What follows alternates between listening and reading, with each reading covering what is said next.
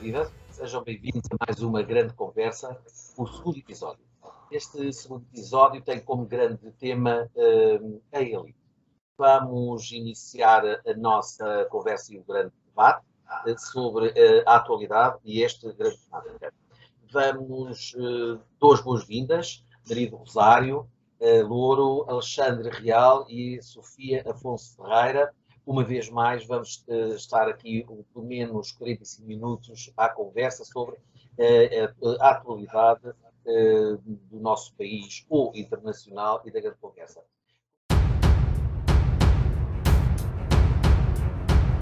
Por isso, Sofia, o que nos trazes para a grande atualidade?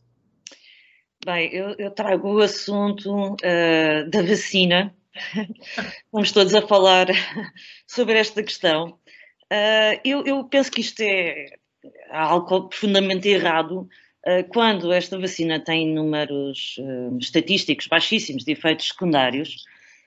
Esses números são normais medicamentos que tomamos diariamente e, no entanto, esses números originaram decisões políticas, pelo menos ontem já ia em 10 governos, que pararam a administração da vacina.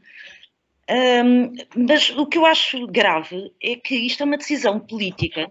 Eu penso que tem muito a ver com o tema hoje do nosso programa, que é a elite, e aqui é uma questão de uma certa elite política, que toma decisões sem ouvir os médicos e os cientistas, que dizem que é perfeitamente seguro. Realmente são números baixíssimos de efeitos secundários. Portanto, é essa a questão que eu trago o tema para o nosso tema de hoje.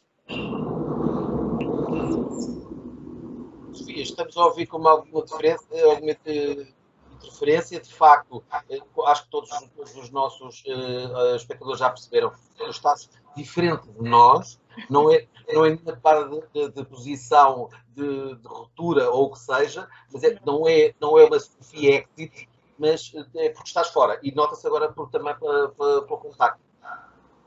Pois, eu acho que o meu programa ficou com vírus e não consigo pôr o papel de fundo, o cenário, como vocês. Mas vamos ver se no próximo episódio já está resolvida a questão.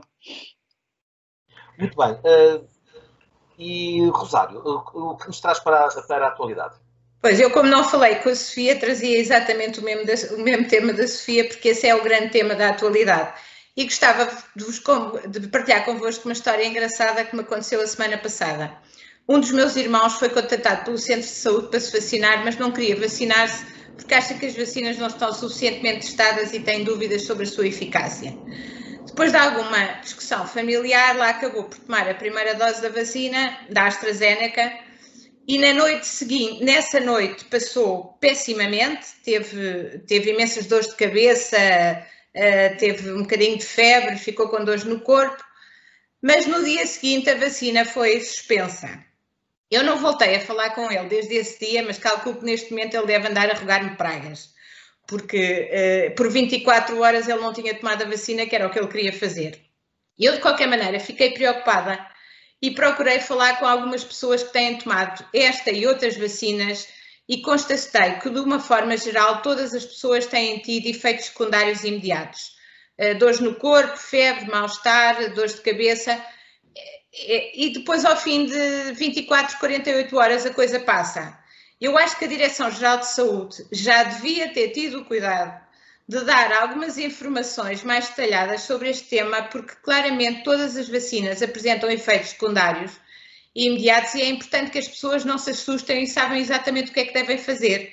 Eu estou um bocadinho como a Sofia, quer dizer, quem deve tomar conta deste assunto são os cientistas, e eles se calhar deviam dar este esclarecimento, porque não é só a da AstraZeneca, eu não tenho nenhuma ação da AstraZeneca, nem fui aqui convidada para os defender, mas as outras vacinas também estão a ter efeitos secundários e as pessoas têm que ser alertadas de que não se devem assustar com isto, porque senão às tantas isto é tudo uma baralhada e ninguém sabe o que é que há de fazer daqui para a frente. Alexandre, qual é a tua atualidade? Olá, boa tarde a todos. Eu trago aqui o seguinte, para mudarmos aqui um bocadinho de ares.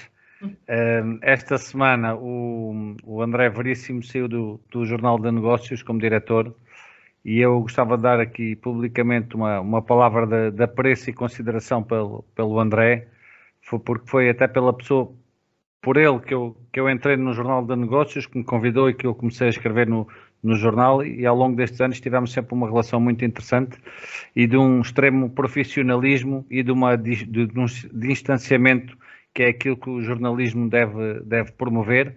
Mesmo quando eu às vezes escrevia ou escrevo sobre assuntos mais delicados, nunca tive uma chamada de atenção, nunca tive nada. Portanto, eu publicamente gostava de agradecer e dar os desejos de tudo de bom no futuro para o André Veríssimo e portanto, é este o meu tema. Muito bem. E de facto é bem importante essa isenção nos jornalistas, que pelo menos na sua generalidade, obviamente não na sua totalidade, não é bem uma coisa que nós estamos a perceber que existe em Portugal neste momento. E não só em Portugal, e até porque isso também vai tocar um pouco na atualidade. A atualidade é verdadeiramente o MES. Não é uma atualidade que nos diga respeito diretamente, mas tem que ver com aquilo que eu, depois de uma pesquisa que eu fiz para outra circunstância, relativamente ao impacto que aquela célebre entrevista dos grupos de Sussex e, particularmente, a postura e as acusações da Meghan Markle e qual foi o impacto na sociedade, seja ela na sociedade britânica e no mundo em geral, e nos Estados Unidos, porque é onde eles agora se encontram a residir, e ela é norte-americana. E constatei uma coisa interessantíssima. Não é só em Portugal que encontramos estas personagens que agora apareceram por melos vociferar com um discurso de ódio inaudito contra o racismo, e basta alguém ser branco para ser já acusado de racismo e ser posto de parte e ser acusado. Eles vão até mais longe, e inclusivamente até alguns programas, como por exemplo aquele do ITV, onde até um próprio apresentador foi afastado, ou foi ele que se afastou, por ter emitido a sua opinião. Há lá uma ativista dos direitos da mulher e do antirracismo.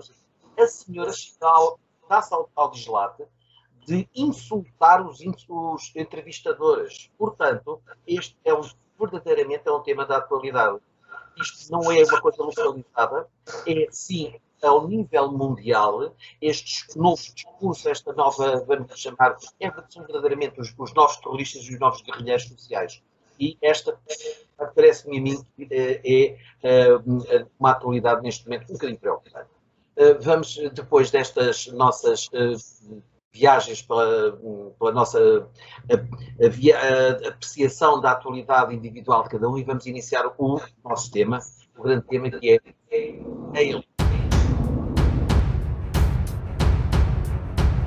Mais uma vez, um grande tema. Vamos começar por Alexandre.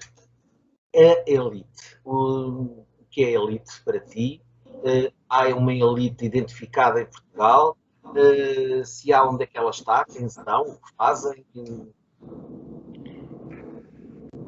É uma excelente questão, João, porque não consigo mesmo identificar qualquer tipo de elite na atualidade, porque para mim é uma palavra que está desatualizada do ponto de vista do dicionário, porque cada vez mais, quanto mais vamos avançando aqui na sociedade e nesta modernidade, cada vez mais vai estando descentralizado o poder. E eu estava a pensar, até na preparação do programa, o que é elite, o que é que faz a elite. Nós olhávamos anos 90, a elite, os banqueiros, etc. Mas os banqueiros deixaram-nos uma dívida enorme, alguns deles, e que nós temos que estar a pagar. Portanto, quem é que sustenta a elite portanto, no fundo é o cidadão comum, e eu penso que a elite cada vez está mais no cidadão comum e não em determinado tipo de pessoas, porque depois há determinado tipo de pessoas que até detêm um certo conhecimento extra e um certo conhecimento, mas que depois também não têm poder. Portanto, isto é uma palavra que está completamente desatualizada do ponto de vista do seu significado, porque pessoalmente eu não consigo identificar elites nem em Portugal nem no mundo, porque a questão está... Achas que está desatualizada? Desatualizadíssima, porque neste momento o poder está descentralizado. Se é algo que a internet trouxe... Achas que há aqui uma desatualização no conceito ou na percepção da elite? Vamos lá ver, a digitalização da economia, esta parte toda da internet. Porque antigamente nós tínhamos, quem é que tinha poder? Era quem tinha conhecimento. Hoje em dia, todos nós temos mais facilidade de acesso ao conhecimento, mais facilidade de acesso à riqueza, mais facilidade de acesso às oportunidades, mais facilidade de acesso a tudo. E isso criou uma nova vaga vinda do cidadão comum, em que obtém poder, e que, se nós olharmos, isto é o princípio agora, se nós olharmos os bancos daqui a 10 anos, não vão ter o poder que têm agora por causa das novas DeFi, da nova criptomoedas, do novo sistema descentralizado que vai, no fundo... Rosário, parece-lhe que a elite pode ser assim caracterizada no público em geral, das pessoas em geral? Ora bem, quando o João Micael lançou este tema, outro dia, eu não sei se vocês repararam, mas eu fui uma das primeiras a entusiasmar-me por ele. Na altura disse que era um tema interessante para falarmos hoje e depois, há 2 dias, comecei a pensar o que é que ia dizer sobre ele. E dei por mim a chegar à conclusão que é uma palavra que eu não só não gosto, como não uso. E peguei no dicionário e fui ver o que é que dizia a elite. E no dicionário diz que a elite é uma minoria prestigiada, constituída por aqueles que são considerados superiores, ou o que há de melhor numa sociedade ou num determinado grupo. E que tem poder. Nós temos, exatamente. As equipes, não, há elites que não têm poder. Atenção que há elites que não têm poder. Nós temos vários tipos de elites. Temos elites económicas, temos elites políticas, temos elites sociais. Por exemplo, a antiga aristocracia é uma elite social e não tem poder. Temos elites culturais e temos elites intelectuais.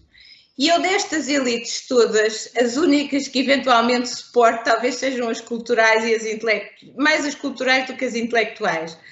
Porque, de facto, todas as outras nos deixam muito a desejar sobre muitos aspectos. E talvez por isso eu não gosto da palavra elite, porque elite para mim está conotada com banqueiros que faliram e que levaram milhares de pessoas à falência, com políticos corruptos, com pessoas que socialmente se acham superiores e que, coitadas, não fazem nada na vida, são completamente inúteis. E, portanto, quando a gente começa a puxar pelo fio da elite, aquilo de facto é um manancial de desgraças. As elites culturais dão-lhes algum benefício da dúvida, porque são pessoas talvez mais preparadas com conhecimento, mas de facto a elite é um tema que eu, afinal, pensando bem, esta semana já não o escolhia. Mas, curiosamente, foi um filósofo marxista, seu nome Gramsci, que falou, decidiu, pensou, refletiu sobre essas elites culturais e que eram dirigentes. Verdadeiramente, e eu compreendo o que a Maria do Rosário está a dizer, que se podem caracterizar por várias elites, mas de facto a elite é sempre uma minoria dentro de uma sociedade. Podem ou não ser dirigentes. Há também as elites políticas que estão na governação. Que te parece, Sofia? Essa área que é um pouco mais o teu lago de navegação, essa elite é uma elite que existe em Portugal, a elite política? Já existiu? Está em mudança? Mas eu acho que essa elite é uma vergonha pegada, para não dizer mais. Bom, nós temos uma pequena elite em Portugal que tem poder, que tem poder efetivo, tem poder económico e por aí fora. Mas essa elite, que é bastante reduzida, caracteriza-se por uma coisa engraçada, que tem um horror a aparecer. Um horror. Mas existe, claro. O que aconteceu nas últimas décadas é que nos habituámos a pensar, e todos os dias a levar com esta cassete, que havia uma certa elite política e financeira, acima de tudo, de que o expoente máximo, talvez se possa dizer que era a família Espírito Santo, e que hoje em dia, quer dizer, quase toda esta elite que estava no poder há 10 anos está tudo a caminho da prisão. Portanto, isto diz tudo. E é verdade, como sabem. Começa pelo Sócrates, começa pela família Espírito Santo e por aí fora. Portanto, todas as pessoas que estavam minimamente em cargos de decisão, está tudo a caminho da prisão. Já em relação, a Rosário estava a dizer da elite cultural, eu acho que a elite cultural também é uma vergonha, porque estamos há décadas com uma cultura, isto agora parece um bocado mal, mas subsídio dependente, mas percebam que isto é concursos minados atrás de concursos minados, de que talvez também o expoente máximo talvez é o concurso do ICANN, em que ano após ano são sempre os mesmos a ganhar, e por isso é que nós temos uma vergonha de cinema neste país, é mesmo assim, e depois vai para ali afora. Lembra-me agora do cinema, porque é uma coisa que eu vou estando minimamente atenta aos concursos, e todos os anos ganham X obras, são sempre os mesmos, pronto, e não se consegue sair daquilo. Portanto, a elite cultural, para mim, não vale muito. Não vale porque realmente não pode ser que temos uma cultura real no país. Há uma minoria que recebe os subsídios e que tem as honras, mais nada. Essa a elite, já que estamos a falar de várias perspectivas de elite, ou de várias elites que, ao nível empresarial, ou do empreendedorismo, ou daqueles que têm a visão para uma construção de um país, por exemplo, está agora aqui a acontecer em Portugal, pelo menos essa vontade está efervescente já há alguns anos, pelo início que se começou a receber no Conselho de Oeiras, através da vontade dos Altimorais, receberam ali concentraram as grandes empresas internacionais, está lá inclusivamente a Google, etc. E agora quer tornar, pelo menos está a plasmar essa vontade do que existe o Silicon Valley nos Estados Unidos, quer fazê-lo agora também em Oeiras, que é o Oeiras Valley, passando o estrangeirismo, mas parece que temos matéria crítica, temos novas pessoas para constituir essa elite do empreendedorismo. Estás-me a perguntar a mim, João? Não, Alexandre. Alexandre. Temos tudo, mano. Nós temos tudo em Portugal. Temos capacidade, temos criatividade, temos capacidade de atratividade, temos essa capacidade. Portanto, desde que nós aqui, eu penso que aqui o grande papel dos políticos em Portugal devia ser o de facilitadores dos ecossistemas, ou seja, que no fundo preparassem os ecossistemas de forma que quer a nível económico, ambiental, no fundo, se desenvolvessem. E eu, a partir daí, e lá está, e estamos a falar mais de um político, que também, entretanto, já foi condenado, mas que tem a virtude de, pelo menos, de ter feito... Isto é difícil, nós sairmos disto, mas isto, infelizmente, que isto eu estava a ouvir a Sofia a falar e estava a pensar, realmente, desde Zeinal Abidine, isto é impressionante, porque nós olhamos uns anos atrás e quem estava no poder, neste momento está com algum processo em tribunal. Eu não quero dizer que sejam condenados ou que foram culpados, nada disso, mas é muito estranho, isto é muito estranho, e isto deixa-nos aqui uma mágoa, que é alguma coisa teve que estar mal na construção desta nossa sociedade, na construção destas nossas pseudo-elites. Portanto, ou é falta de democracia. Pois, mas alguma coisa teve que estar muito mal. Portanto, e o que eu olho depois, e isto é uma coisa que eu também não consigo compreender, todos os países para onde nós fomos e tivemos maior influência também têm os mesmos problemas do que nós. Portanto, não há nenhum país de língua oficial portuguesa que não tenha problemas de corrupção, não tenha problemas de... Não há nenhum país... será que isto está na nossa matriz também? No nosso ADN, João? E até que... Eu isso não concordo. Eu acho que os problemas das elites são universais, não são nacionais. E vocês podem pensar agora no caso do Me Too, nos Estados Unidos, aqueles tipos que eram os barões da Hollywood e da produção cinematográfica, também está tudo a caminho da prisão. Portanto, já não falando de reis e rainhas aqui do lado, eu acho melhor a gente nem começar por essa conversa, porque isto nunca mais acaba. As elites mundiais são desastrosas. As nossas são ao nosso nível, não é? Uma coisa mais comezinha. Mas há coisas horríveis que se passam internacionalmente. Uma das coisas que eu sinto, não sei se vocês concordam comigo, eu acho que elite está ligado à palavra história. não há uma elite sem haver história. Tem que haver uma história. E, infelizmente, as histórias das elites começam a ser histórias horríveis. E, portanto, a palavra elite, de repente, transformou-se numa palavra má. É por isso que eu não gosto da palavra elite. Porque se as elites tivessem todas uma conotação de uma boa recordação, como estão ligadas com história, até era uma maneira de nós nos construirmos. Mas não, a nossa história está a ser queimada por elites que são absolutamente vergonhosas. Há um livro fantástico sobre no fundo, esta questão da elite, porque geralmente, e até a Rosário, depois até podemos discutir aqui melhor esta questão, porque eu não consigo dissociar elite de poder, porque a elite tem sempre poder. Ou seja, para nós estarmos dentro de uma elite, tem que ser, pode ser o poder cultural, pode ser o poder económico, pode ser o poder político, e há um livro que retrata uma questão muito interessante que chama-se o paradoxo do poder. E o paradoxo do poder é, quando nós começamos a ter mais poder, é quando o começamos a perder. Porque é quando começamos a entrar dentro dos abusos de que o poder nos dá acesso e de que dentro daquilo que chamam os privilégios, né? O privilégio é eu estar em primeiro do que os outros, eu colocar-me em primeiro do que os outros.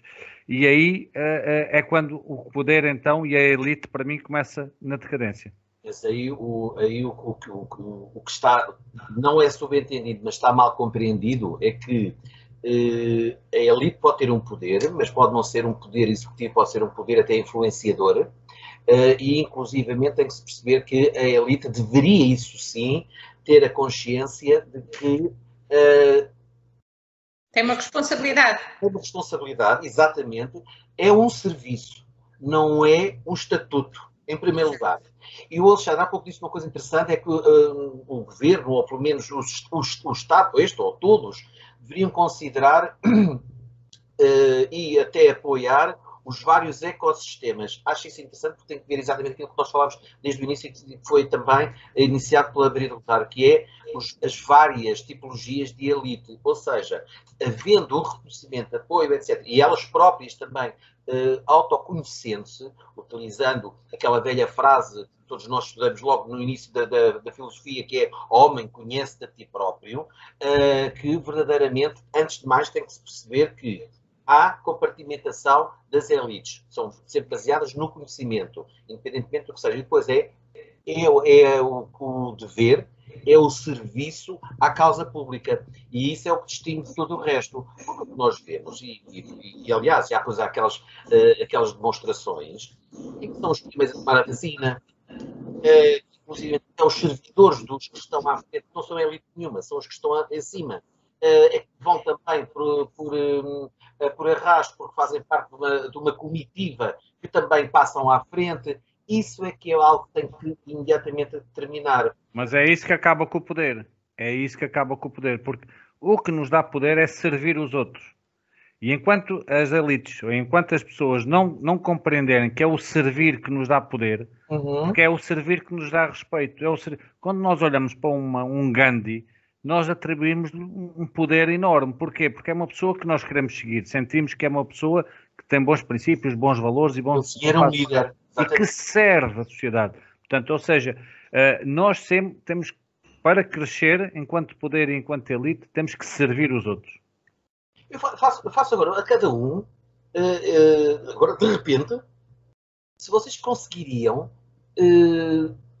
indicar, homem ou mulher, em Portugal, Porto Vivo, um líder ou uma líder.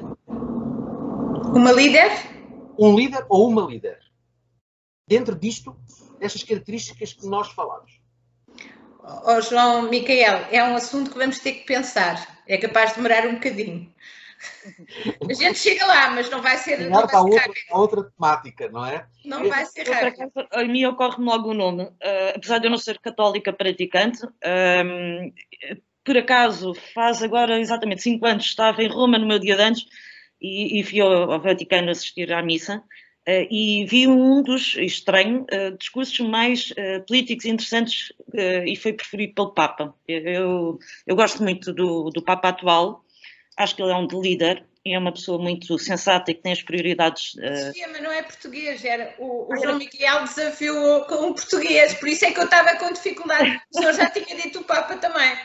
Mas em Portugal vamos ter que pensar muito, João Miguel, isto não dá para este programa. Eu curioso. Eu não percebi que era português, e então foi logo que o exemplo me ocorreu.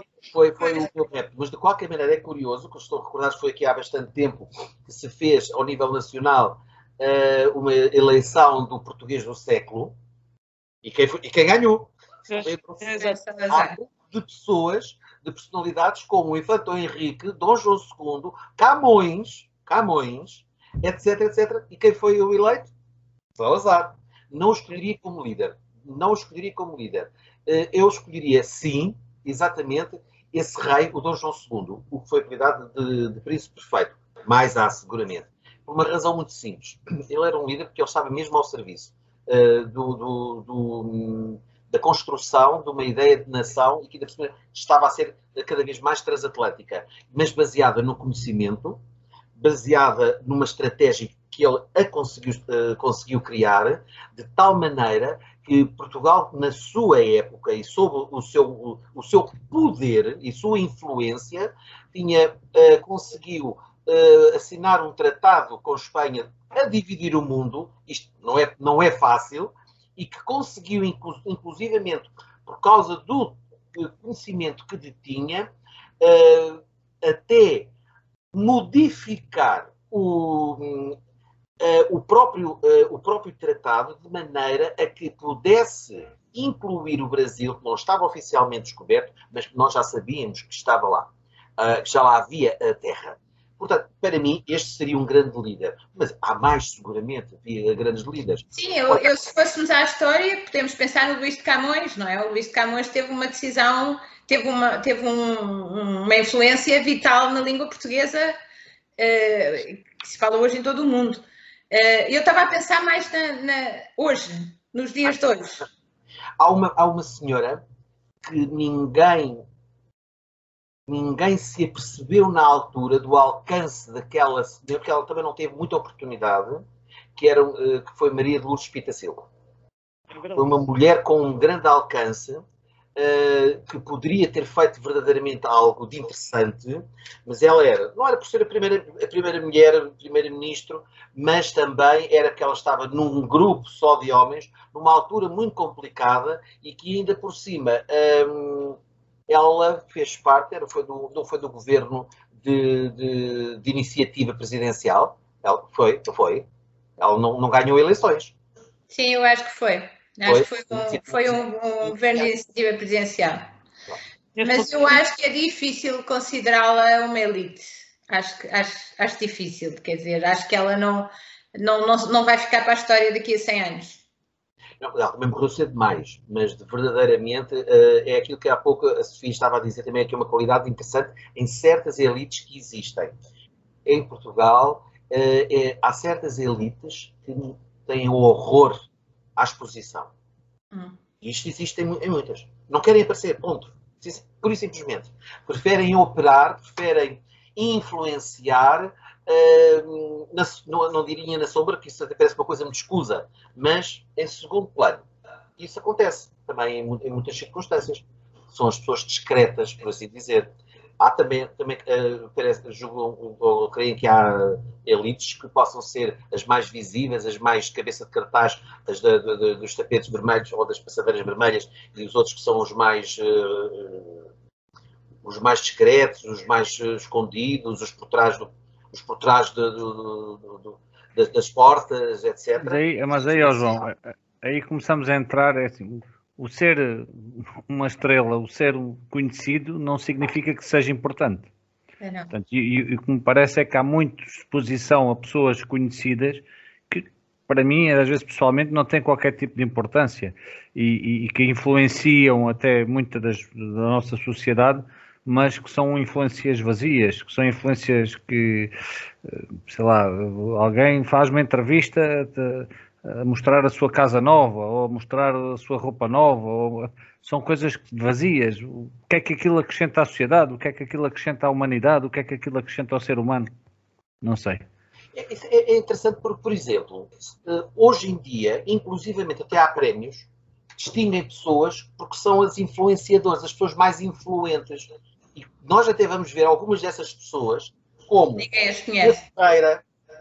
Rita Pereira e pessoas deste calibre, mas elas só influenciam quem? As audiências? Os seus canais? Mas o problema não está neles. Mas não é o problema não está nas É pessoas. quem os fabrica, não é? Ou seja, esses não são elite, esses são produtos de marca. Podíamos considerar isso, que separar estas águas? Sim, de certa forma, realmente influenciam. Vendem produtos, têm uma palavra a dizer e são escutadas. Agora, como todos os atores são há décadas, quer dizer, pronto, tem uma visibilidade. Agora, isso não é uma elite. A elite pegando no exemplo que há bocado não tinha percebido que era uma figura nacional, mas estava a falar do Papa. Eu vi um discurso do Papa sobre, na altura, o conflito da Síria. E que foi dos discursos políticos que mais me impressionou até hoje. Estávamos há 5 anos, estávamos em plena convulsão. E é uma pena. Eu, quando olho para Portugal e quando penso elites, ou a minha ideia de uma elite perfeita, que fosse realmente eficaz, e tivesse um poder influenciador, não encontro ninguém. Faltam-me exemplos, como este que eu estou a dar do Papa, de pessoas que tenham realmente um discurso sério sobre a atualidade. Basta dizer, eu já andei em campanha por causa das europeias. Nas eleições europeias discute-se o país, não se discute a Europa. Deve ser o único país que acontece uma coisa destas.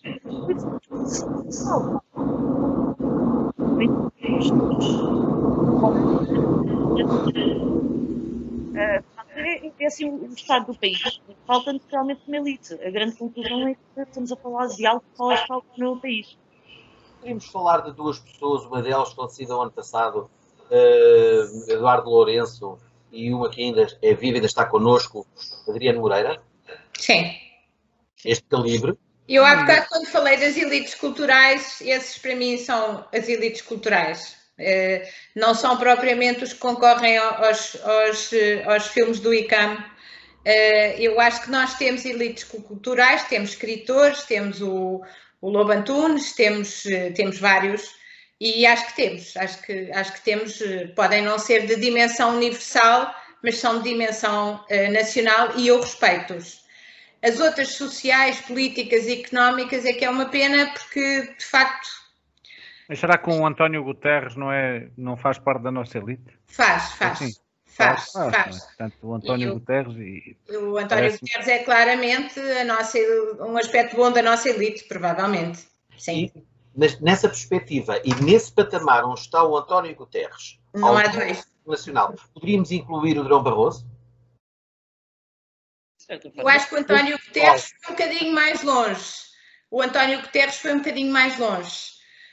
Porque, atenção, que ele acho que fez um papel excepcional como quando esteve nas Nações, no Acnur. Os refugiados, não é? Sim, eles respeitavam-no imenso. Eu, nessa altura, trabalhei com eles. E eu lembro-me que um alto dirigente do Acnur disse-me: eu sei que vocês não gostavam dele como primeiro-ministro, mas nós gostávamos que vocês soubessem que ele foi um dos melhores presidentes do Acnur que existiu até hoje. Portanto, eu acho que ele está, de facto, num patamar acima, mas nunca mais, não nos lembrávamos, agora encontramos aí alguém que está noutro patamar de serviço público, principalmente. E poderíamos também considerar, por exemplo, ao nível das mulheres, neste momento saiu agora há pouco tempo, Elvira Fortunato, ao nível da ciência. Sim. É uma elite. Sim.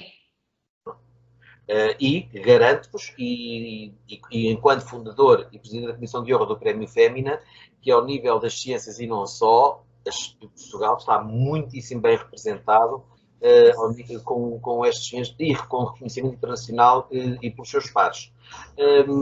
De qualquer maneira, acho que a elite, daquilo que nós aqui falámos, e julgo ter compreendido aquilo que a Maria do Rosário disse, que a elite talvez se tenha tornado um termo um pouco, não direi desgastado, mas... Banalizado.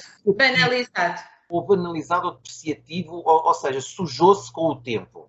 Sim. A Patine não o dignificou. E por que não usar um termo muito português, muito interessante, que a matriz portuguesa preconiza inclusive entre os seus estatutos, que é escola. O escol, que é, em vez de ser a elite, é o escol, que é o melhor do melhor. Sim. Na perspectiva de reconhecimento, quem é o melhor naquilo que faz. Não por aquilo, pelo que ocupa, mas pelo que faz. E verdadeiramente aqui há a obrigação, e sim, aquilo que o Alexandre também mencionou, o sentido do dever e ao serviço em prol da sociedade e do grupo onde está inserido. Parece-vos que seria meramente uma mudança de palavra, de designação, ou seria algo... O que é que vos ocorre? Eu acho que é uma atitude. Eu acho que tudo isto está ligado com atitude. Mas pressão. Força, Rosário, desculpa. Não, é isso, quer dizer, as pessoas é que fazem, as elites é que fazem, é que dão consistência às palavras. Se as pessoas não são consistentes, as palavras ficam inconsistentes. E eu deixei de gostar da palavra elite e não percebia porquê. Agora vocês obrigaram-me a pensar no assunto e eu fiquei a saber porquê. Porque, de facto, as nossas elites são vergonhosas. Pelo menos então, aquelas as reconhecíveis, ou aquelas que são... Sim, a maioria, não é? Há exceções. Mas pronto, por isso é que eu disse ao Rosário que eu não concordo neste momento, que acho que está completamente desatualizado, porque nós vimos aflitos para descobrir a elite. Portanto, se não existe, pode, para mim é uma palavra que está, e o português como língua viva pode ficar ali um pouco mais arrumada, porque são essas atitudes que no fundo revelam as elites. E se nós formos ver bem, e não é por acaso que estávamos aqui com tanta dificuldade em termos aqui alguém de elite. A gente pode levar isto de trabalho para casa. Descobrir as elites para o próximo episódio. E se calhar vamos descobrir que nós estamos a ser injustos com algumas pessoas merecem. O problema é que quando nós falamos na palavra elite, imediatamente só nos lembramos todos de coisas más. Ninguém se lembrou do António Guterres, nem ninguém se lembrou de Elvira Fortunato. Começámos todos a pensar no pior que temos. E isso quer dizer que a palavra elite neste momento está com uma péssima conotação. Bom, também há aquela situação que é a pressão do nome, ou seja, naquela altura temos que nos lembrar de algo. Mas, João, mas isso, desculpa lá, mas isto tinha que estar no nosso top mind, isto tinha que estar aqui na nossa cabeça. Algo está mal para não estar. Eu realmente acho que o Alexandre disse tudo, sintetizou bem no programa, que foi a nossa dificuldade em dar exemplos de elite. Portanto, isto diz tudo, não é? Mas nós temos um problema muito mais profundo em Portugal, que se pensarmos bem, a história do país é sempre ou expulsar ou a matar os melhores. É a nossa história. Somos um país pequeno, uma população reduzida, e desde as descobertas em que mandávamos os melhores nos barcos para colonizar as novas terras, a descobrir e depois colonizar, expulsámos os judeus, que eram uma elite, uma verdadeira elite na altura, de dinheiro não só e cultural, que foram os primeiros a imprimir os primeiros livros, eram a população mais letrada e por aí fora. Portanto, quando o expulsámos, perdeu-se uma elite, realmente, e depois toda a nossa história, até a história mais recente, mesmo durante o Estado Novo, quem é que ia para as colónias? Os mais capazes, os mais novos, os que queriam se ingrar e sair da pobreza da sua aldeia ou vila. Depois tivemos a guerra colonial, mandámos os melhores para a guerra. Mesmo nos anos 60, foram e migraram os melhores, a fugir também um pouco da fome e da pobreza, lá foram para a França, para a Alemanha, para a Suíça. Esta é a nossa história. Ainda há pouco tempo, quando tivemos a anterior crise económica, quem é que foi para fora? As pessoas que tinham curso superior, tentar ter emprego, cá não tinham, pronto.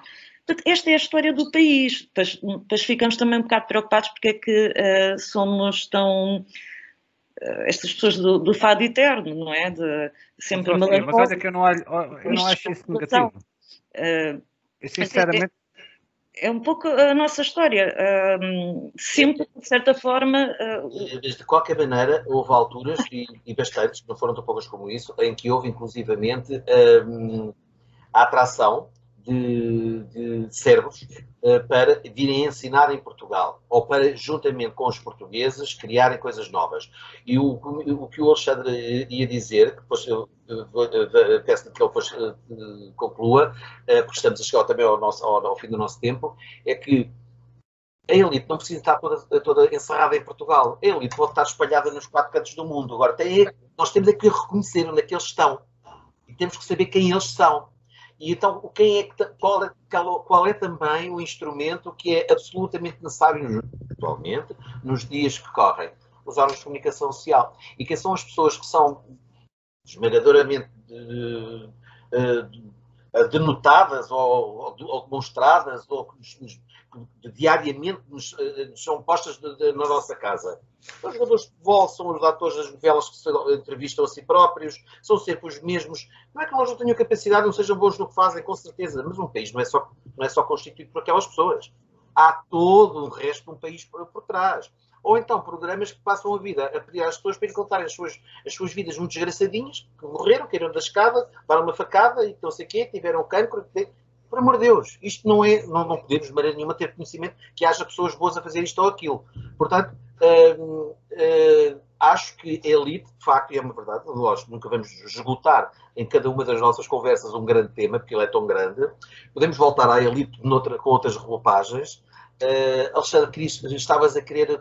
não, só estava a dizer que o facto de irmos para fora é bom, porque também influenciamos outros povos, mostramos quem nós somos e entretanto, no meio desta conversa toda, lembrei-me de outra pessoa que também é consensual, que é o António Damasio, que está nos Estados Unidos, que é um neurocientista, portanto, que está à frente. E será que é mais importante o António Damasio estar nos Estados Unidos ou estar em Portugal? Se calhar estar lá nos Estados Unidos ajuda-nos mais do que se estivesse aqui em Portugal. Portanto, essa visão do ir para fora e do conquistar e do estar lá fora, não vejo às vezes assim com esse sentido. Agora, a mim o que me custa e que me parece que é um problema grave e que não vejo solução à vista é a questão da natalidade. Isso sim, a questão da natalidade, isso pode ser outro grande tema, porque isso depois deixa-nos alimentar a nossa nação, não é? Portanto, nós estamos a quebrar esse laço e aí depois talvez não seja... Tornamos uma nação, como no anterior, a nação ideal, para passarmos a ser a nação dos anciãos. O programa está mesmo a terminar, este segundo episódio onde falámos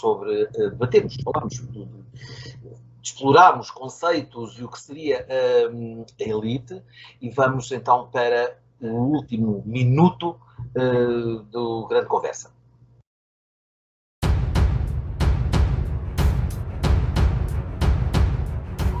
Rosário, hoje é a sua vez para nos trazer uma sugestão. O que é que nos traz? Muito bem, o Alexandre começou com a comunicação social e eu vou acabar também com a comunicação social. O que eu vos queria recomendar é e também queria dizer, provavelmente algumas pessoas já sabem, foi lançada recentemente um novo site que se chama amensagem.pt, que não é mais nada do que um novo jornal de Lisboa. Lisboa nunca tinha tido um jornal. Há imprensa regional em todo o país, mas não havia imprensa regional em Lisboa. A Mensagem foi criada por uma série de jornalistas que saíram do Diário Notícias, são todos jornalistas super credenciados, tem a diretora que é a Catarina Carvalho, e criaram um conceito muito engraçado. Foi fundada na Brasileira, criou-se uma tertúlia na Brasileira, portanto, regularmente eles têm tertúlias na Brasileira para discutir os problemas de Lisboa, e vale a pena irem ao site e verem amensagem.pt, porque tem temas muito interessantes sobre a cidade de Lisboa, quer nas suas vertentes negativas, quer nas suas vertentes positivas. É uma iniciativa que vale a pena apoiar. Muito bem. Vamos então ver com muita atenção a nova coqueluche da comunicação regional de Lisboa, uma vez que não havia, e vamos também, nos tempos que correm, apreciar mais uma comunicação online. Meus caros, até até à próxima edição. Despeço-me de Brito Rosário Louro, a Sofia Afonso Ferreira e Alexandre Real, e encontrarmos-nos então para a próxima grande conversa.